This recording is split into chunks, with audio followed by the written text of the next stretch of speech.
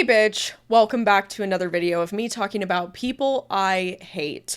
Charlotte Dujardin, who has made the list, unfortunately, does not deserve to come back to professional horse sports, and let me explain why. As you guys know, Charlotte was exposed last year for whipping a horse repeatedly during a training lesson.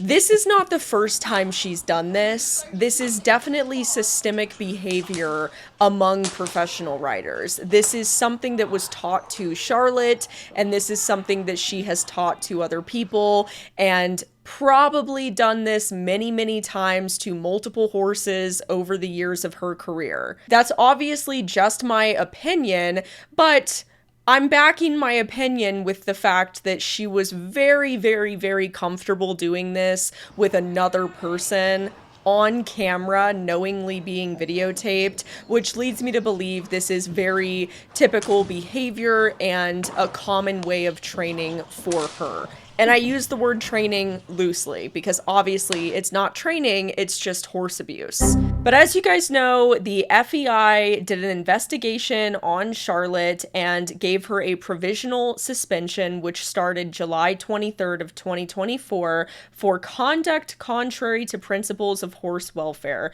This was simply just a 1-year suspension, which counted provisional time already served, and she was fined about 11,000 US dollars or 8,800 euros, which is basically nothing. Charlotte Dujardin has a net worth in the multi-millions, so fining her 10 grand is like...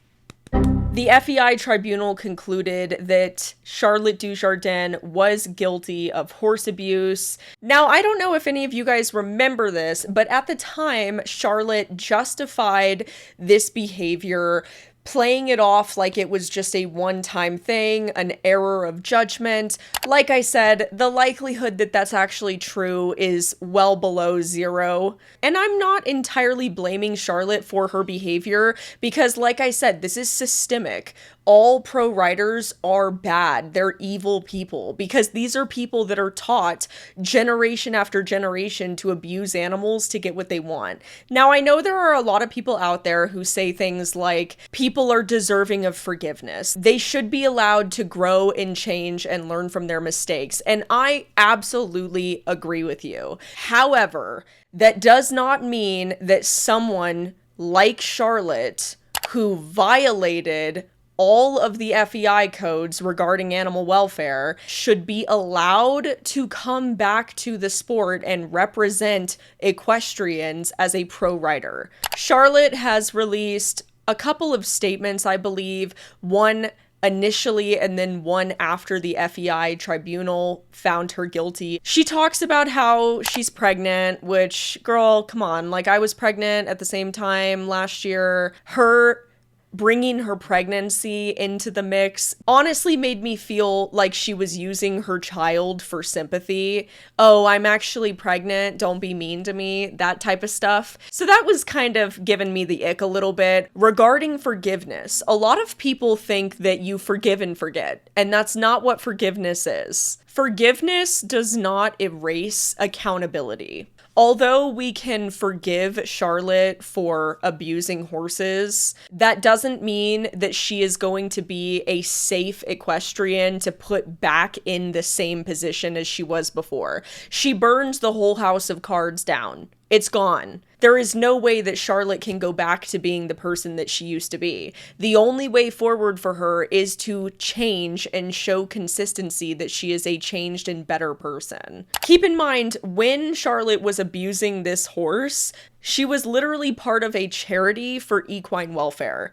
So regardless of if anybody wants to believe or not believe that she's genuinely remorseful, it still doesn't negate what happened. It does, however, mean that she can still grow and change, but does not mean that she needs to be given the opportunity to represent the sport again. And honestly, the fact that FEI only gave her a 1-year suspension is such a joke. Just like with Andre Helgestrand, he shouldn't be allowed to compete either. And I'm making this video to remind everybody that these are the people representing our sport. These people abuse animals and simply get a slap on the wrist, and they're allowed to come back and compete again after a very short time. 1 year is not even that long. I mean, I feel like it literally just happened. If we let somebody who was literally found guilty of animal abuse come back to the sport and represent us as a whole and represent us at the top level, what does that say about the sport?